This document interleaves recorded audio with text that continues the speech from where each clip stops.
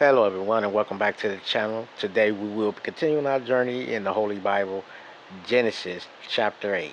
Now, please go ahead, sit back, relax, and let us continue. Now, if you guys can remember in chapter 7, God has decided to destroy mankind and all creeping things that was upon the earth, right? Because of the wickedness and the corruption that was going on in the earth.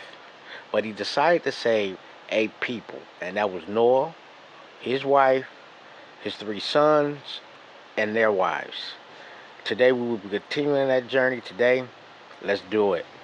Genesis chapter 8. And God remembered Noah, and every living thing, and all the cattle that was with him in the ark. And God made a wind to pass over the earth, and the waters assuaged. The fountains also of the deep, and the windows of heaven were stopped, and the rain from heaven was restrained. Wait a minute. And the waters returned from off the earth. Before we continue, everybody, that word "estrayed" means rescinded, subscended, which means it was going down. It was starting to reside. Continually. And after the end of the 150 days, the waters were abated. And the ark rested in the 7th month, on the 17th day of the month, upon the mountains of Ararat. And the waters decreased continually until the 10th month. In the 10th month, on the 1st day of the month, were the tops of the mountains seen. And it came to pass at the end of 40 days that Noah opened the window of the ark which he had made. And he sent forth a raven, which went forth to and fro until the waters were dried up from off the earth. Also he sent forth a dove from him, to see if the waters were abated from off the face of the ground. But the dove found no rest for the sole of her foot, and she returned unto him into the ark. For the waters were on the face of the whole earth. Then he put forth his hand, and took her, and pulled her in unto him into the ark. Now, wait a minute. What I realize is Noah is using his common sense to find out, right, if the waters from the earth has completely gone. This is something that I'm noticing. He's using his common sense by sending out ravens, sending out doves to find out if the waters have completely dried up. Let us continue. And he stayed yet other 7 days. And again he sent forth the dove out of the ark. And the dove came into him in the evening, and lo, in her mouth was an olive leaf plucked off. So Noah knew that the waters were abated from off the earth. And he stayed yet other 7 days, and sent forth the dove, which returned not again unto him any more. And it came to pass in the 601st year, in the 1st month, the 1st day of the month, the waters were dried up from off the earth. And Noah removed the covering of the ark, and looked, and behold, the face of the ground was dry. And in the 2nd month, on the 27th day of the month, was the earth dried. And God spake unto Noah, saying, Go forth of the ark, thou and thy wife, and thy sons and thy sons' wives with thee. Now, wait a minute. Now, as I was saying before, right, what I've noticed is that Noah is using his common sense to find out if the waters has receded. Even though that he's using his common sense and could have been like, well, the dove has not returned unto me. Now we can leave the ark.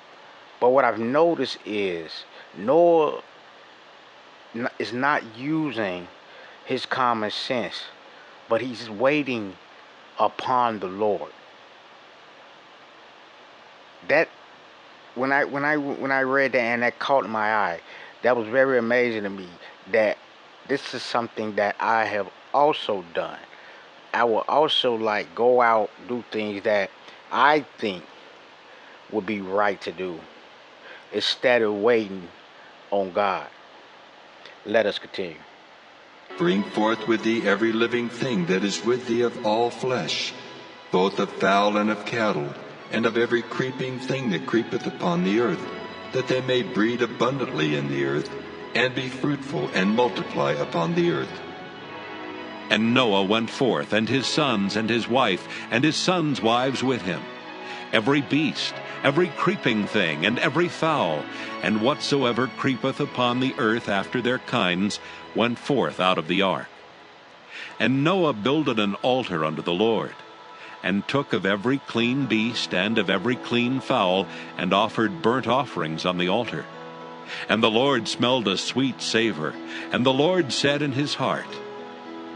Before we continue, y'all, I'm looking at Noah now, right?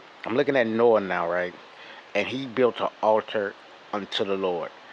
And Noah decided not to bring the Lord, not to give the Lord burnt offerings of the unclean animals, but of the clean animals. I'm looking at this and I'm thinking that this was a sign of respect unto the Lord. As if you were like, let me give you an analogy, right? You have a mother that you truly love, right? You won't give her a rat as a burnt offering. Maybe you, or I mean, not a burnt offering, but I mean, you wouldn't give your mom a dead rat for as a gift, right? No, you won't do that. You would probably give her a gerbil or something, right? Something that she will enjoy. You know what I mean? Even though we didn't know, even though we don't know if Noah knew that this was going to please the Lord, but he brought the clean animals. Let us continue. The Lord smelled a sweet savor, and the Lord said in his heart, I will not again curse the ground any more for man's sake, for the imagination of man's heart is evil from his youth. Neither will I again smite any more every living thing as I have done. Wait a minute. I like the way that it lets us know more about our Father, right? The Lord smelled a sweet savor. I like the way it describes these things to us, right? Like the Lord looked at the burnt offerings of Noah, of the clean animals, and he smelled a sweet savor. I'm thinking this smelled good to the Lord, right? And the Lord came to an understanding. You know, the Lord, like, I would, he said in his heart. The Lord has a heart, everyone. It describes these things. And as I try to go throughout the Bible, I try to find out who God is, um, what he is about, and so forth. And yeah, let us continue. Earth remaineth, seed time and harvest, and cold and heat, and summer and winter, and day and night shall not cease. Now, wait a minute.